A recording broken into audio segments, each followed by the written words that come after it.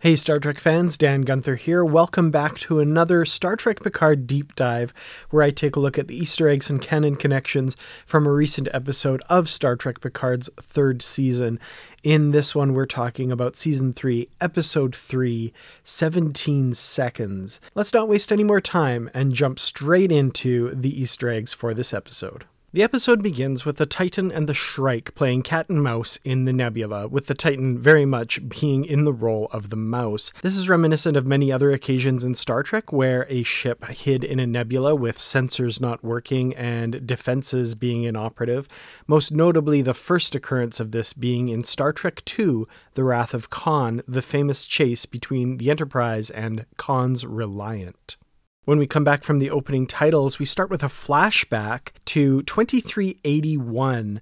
The place is 10 Forward, Guinan's bar in LA. This is shortly after the birth of Thaddeus Riker, Riker and Troy's first child, who tragically passed away at an early age. This was detailed in the first season Picard episode Nepenthe. Thaddeus Riker was named for an ancestor of Will Riker's who fought in the American Civil War. This was revealed in the Voyager episode Death Wish. I really enjoyed this scene. I felt that the show did a great job with the de-aging for Riker and Picard, showing them as they would have been in this year, 2381, shortly after Star Trek Nemesis. Also in this scene, we have the return of Deanna Troi, played by Marina Sirtis, reprising her role via view screen and only in flashback form, but it's enough to get her a special guest star credit on the episode. Riker refers to Deanna as Imzadi, which is a Betazoid word meaning beloved. The first time we heard this word was in the pilot episode of Star Trek The Next Generation, Encounter at Farpoint. We eventually rejoin the present and get a glimpse of the inside of Seven of Nine's quarters, and we see decorating her quarters a model of her old ship in the form of the Voyager XL model from the now defunct Eaglemoss. This one, however, differs from the stock model in that it has been painted silver. Sydney LaForge visits Seven in her quarters, and we get the classic TNG door chime heard throughout all 7 seasons of Star Trek The Next Generation. When Sydney is talking to Seven of Nine, she relates a story about not following in her father's footsteps and becoming an engineer, instead becoming a pilot. This is actually kind of funny because Geordi LaForge in the first season of Star Trek The Next Generation actually started out as the ship's pilot before becoming the chief engineer in season 2. So Sydney actually is kind of following in her father's footsteps, at least to start out with. In sickbay, we see an injured crew person wearing this sort of undershirt that would appear to be what is under the regular Starfleet uniform. This looked somewhat familiar to me and really reminded me of the Starfleet Marine uniforms that we see in a few episodes of Star Trek Deep Space Nine, starting with Season 5's Nor the Battle to the Strong. Next, we get a really great scene between Patrick Stewart and Gates McFadden. Their acting is top-notch in this scene, and this really is a make-it-or-break-it scene for this entire season and gives us an insight into the last 20 years of Beverly's life. Beverly talks about the last time she and Jean-Luc were together on Casperia Prime on vacation. Casperia Prime was first mentioned in the Deep Space Nine episode Change of Heart as a potential honeymoon destination for Jadzia, Dax, and Worf. It was subsequently brought up in the episode Inquisition as the site of a medical conference that Julian Bashir was supposed to attend, but was waylaid thanks to the machinations of Section 31.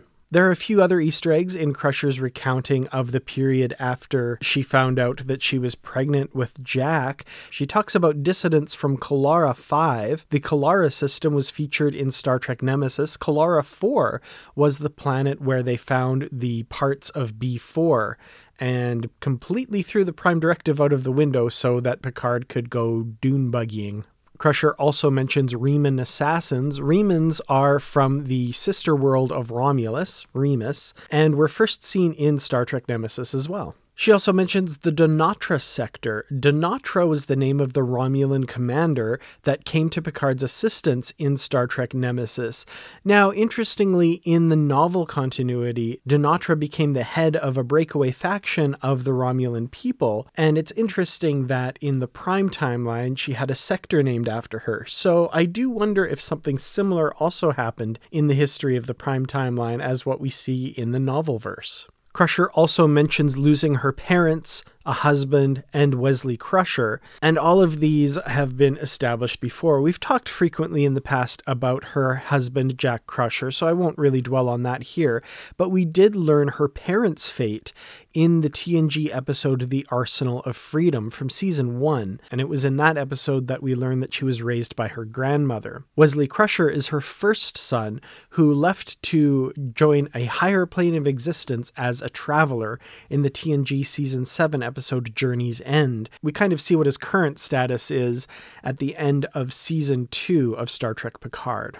In a nice little touch, we also learn that Jack's accent comes from the fact that he went to school in London and was never able to shake it. So his English accent is not hereditary from Picard.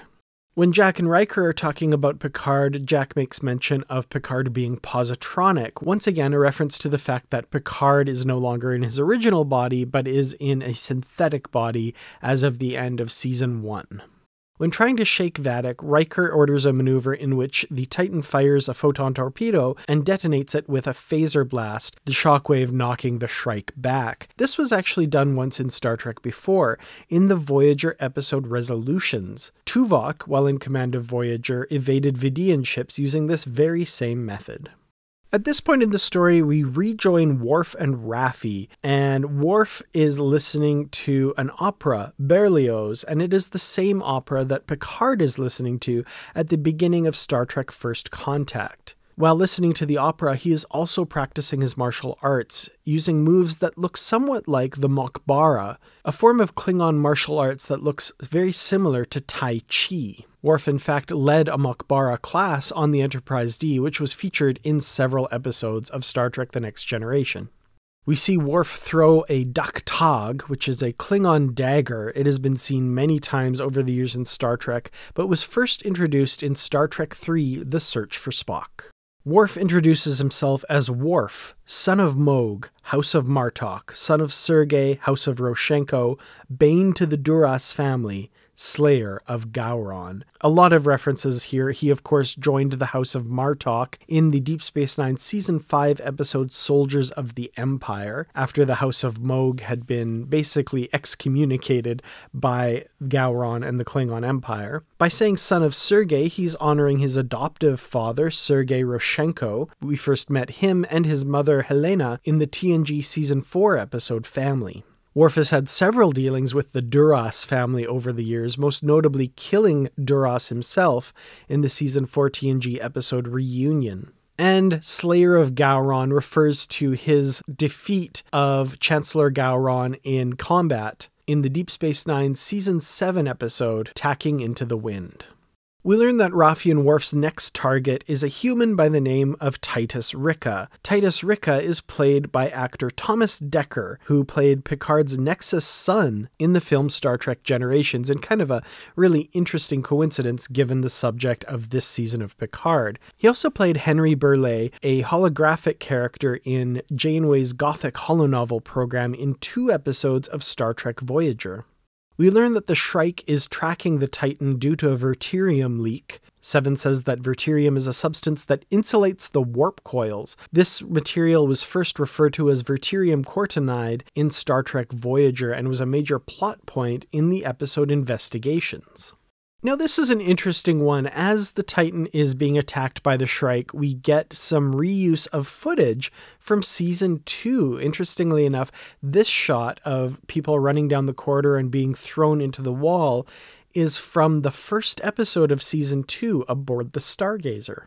We soon learn that the aforementioned Titus Ricca, played by Thomas Dekker, is in fact a changeling. Now, this is huge for fans of Deep Space Nine. The changelings were Odo's people from the Gamma Quadrant, leaders of the Dominion who led a horrific war against the Federation over the course of the final 2 seasons of Deep Space Nine. The Dominion was eventually defeated at the end of the series, and Odo left to return to his people to bring a cure to the Great Link, which had been infected by a virus engineered by Section 31. Worf mentions that a man of honor within the Great Link warned him of the danger of this breakaway faction of the changelings.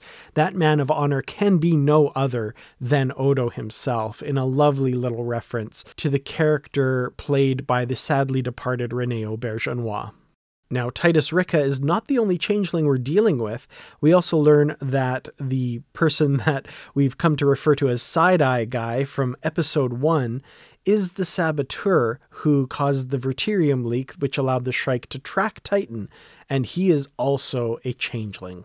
Now, we have a weird moment in this episode that I'm really curious about, and I'm not sure what it means for future episodes or what's happening, but we have this strange vision from Jack Crusher in which we hear a voice saying, "Connect the branches and find me," as these kind of weird branch forms appear, and Jack is kind of lost in this vision as he's losing consciousness and coming to after being attacked by the changeling. And we also see this image of a door. Not sure at all what any of this means, but for some reason this put me in mind of the scary door from Futurama. And I know that's not necessarily a reference here or anything like that, but it made me kind of laugh because I have been rewatching Futurama lately, and that was definitely on my mind in this scene. And finally, when Worf is killing the changeling, he uses this phaser. Now, there are a number of different Type 2 phasers and different nicknames that they've been given over the years. This one in particular is known as a dolphin phaser and was seen in Star Trek Nemesis. Definitely an old school phaser that Worf has here. Well, those were all of the Easter eggs that I found. Were there any that I missed? Please let me know in the comments below. I'd love to hear from you. Thank you so much for watching, and thanks, of course, as always, to the Patreon supporters of the channel. I really could not do it without you. To everyone else, thank you so much for liking, sharing, and subscribing, and most of all, watching this video. I truly do appreciate that. Thank you so very much. I will see you in the next episode. We're going to be talking next week about No Win Scenario, also directed by Jonathan Frakes. That one looks to be another good one. I'll look forward to talking to you then. Until then, as always, live long and prosper.